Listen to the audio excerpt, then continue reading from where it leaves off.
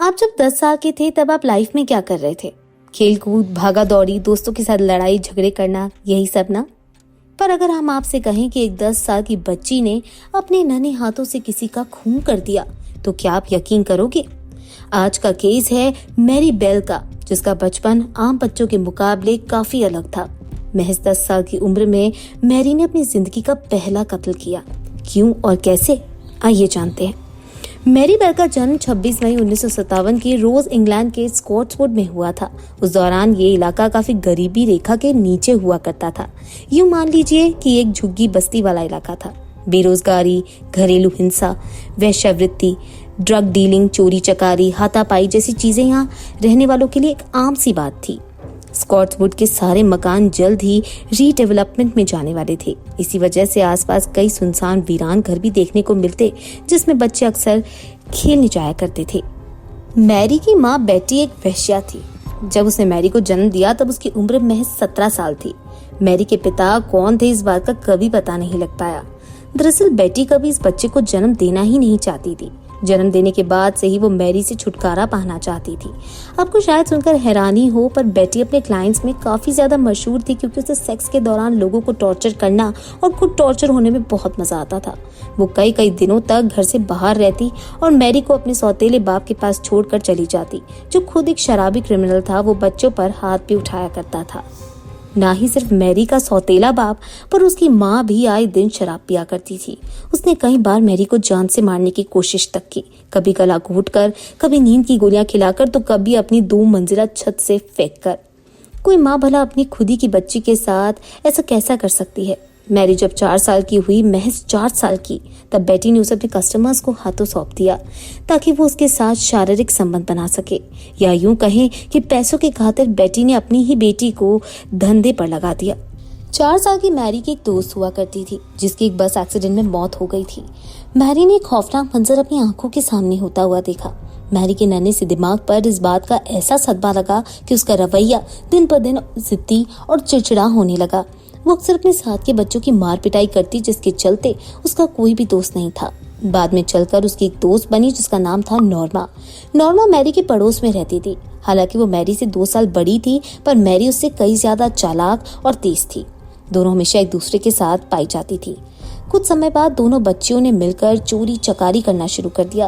ये चोरी चकारी देखते ही देखते मारपीट और मर्डर जैसे बड़े जुर्म में बदल गई। 11 मई 1968 को मैरी और नॉर्मा मैरी के 3 साल के कजिन जॉन को टॉफी दिलवाने के बहाने ले गए, और जब वो उसे लेकर वापस लौटे तब उसके सर से खून बह रहा था।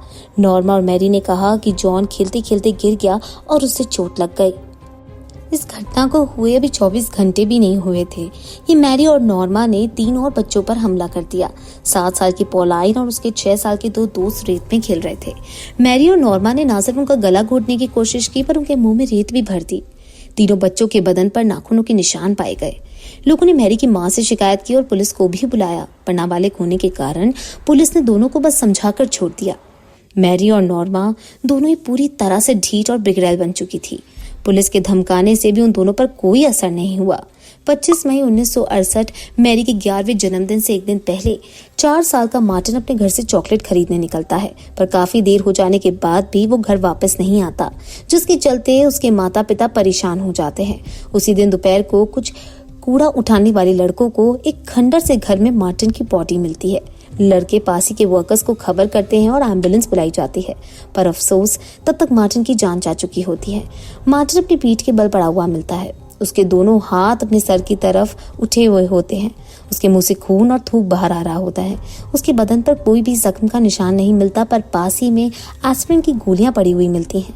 पुलिस ये अनुमान लगाती है कि शायद मार्टिन ने टॉफी समझकर गोलियां खा ली और ओवरडोज होने के कारण उसकी मौत हो गई। कूड़ा उठाने वाले लड़कों का कहना होता है कि जैसे ही उन्हें मार्टिन की बॉडी मिली, उन्होंने मैरी और नॉर्मा को वहां से गुजरते हुए देखा। स्कॉट्सवुड के लोगों में आक्रोश बढ़ जाता है। वो अपने बच्चों की सुरक्षा को नजर में रखते हुए इलाके के सारे खंडर घरों को गिरवाने की मांग करते हैं। 27 मई 1968 मैरी के जन्मदिन के एक दिन बाद एक लोकल नर्सरी स्कूल में घुसकर तोड़फोड़ मचाई जाती है।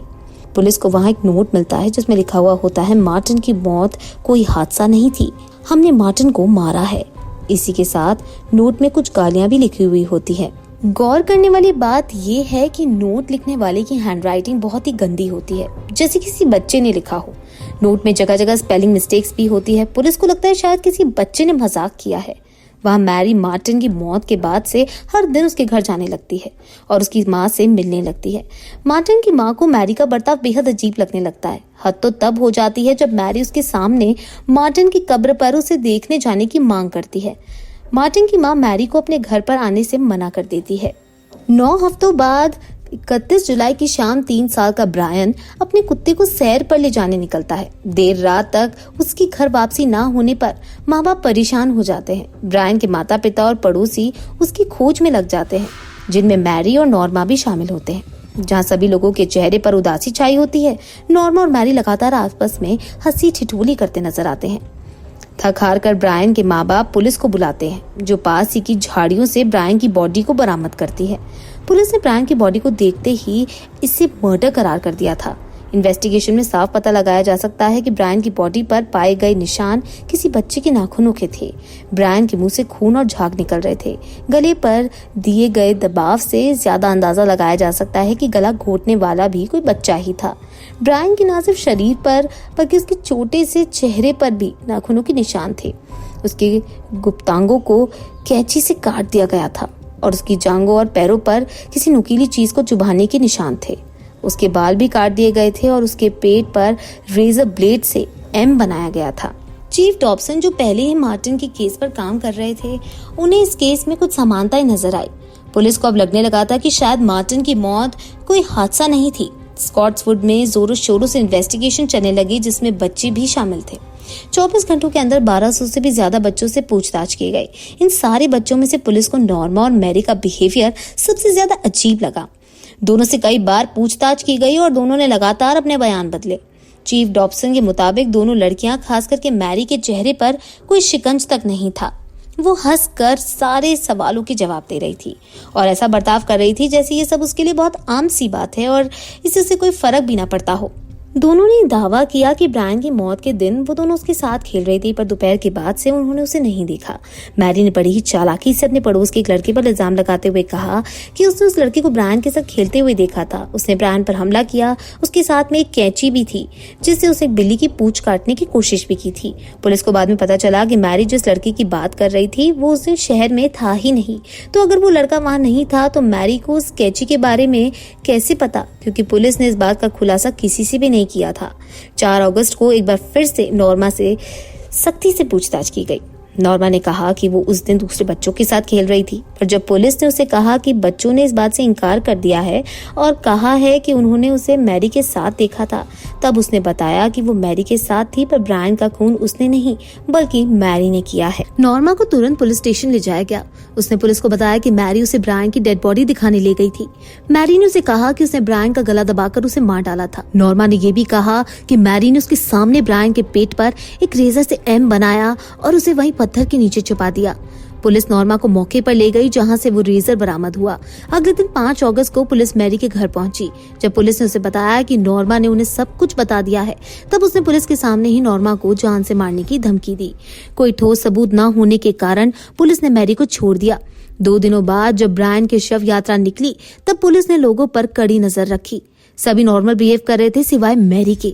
मैरी की बॉडी लैंग्वेज से साफ पता लग रहा था कि उसे अपने किए का कोई पछतावा नहीं है। मैरी एक कोने में खड़ी होकर मुस्कुरा रही थी, बिना किसी भनक के कि उस पर नजर रखी जा रही है। पुलिस को उसकी हंसी देखकर अंदाजा हो गया कि मैरी कितनी खतरनाक लड़की है और उसे अरेस्ट कर लिया गया। मैरी ने खेल को पूरी तरह से बदल दिया। उसने सारा इल्जाम नॉर्मा पर लगा दिया। उसने यहाँ तक कह दिया कि मैंने नॉर्मा को रोकने की कोशिश की थी, पर उसने ब्रायन के सर पर पत्थर मारकर उसकी जान ले ली। मैरी की ऐसी बेबाकी और हाजिर जवाबी को देख डॉबसन को यकीन हो चला था कि वो कितनी शातिर है। पुलिस ब्रायन और मार्टिन दोनों के केस को साथ साथ लेकर चल रही थी। पुलिस ने दोनों की स्कूल बुक्स चेक की ताकि वो दोनों की हैंडराइटिंग को मैच कर सके। हालांकि दोनों की ही हैंडराइटिंग नोट में शामिल थी। पुलिस को मैरी की एक किताब के पीछे कुछ ऐसा लिखा हुआ मिला जिसने उनके होश उड़ा दिए। मैरी ने लिखा था, मरा हुआ लड़का पुराने घर में पाया गया। बहुत सारी भीड़ इकट्ठा हो गई थी।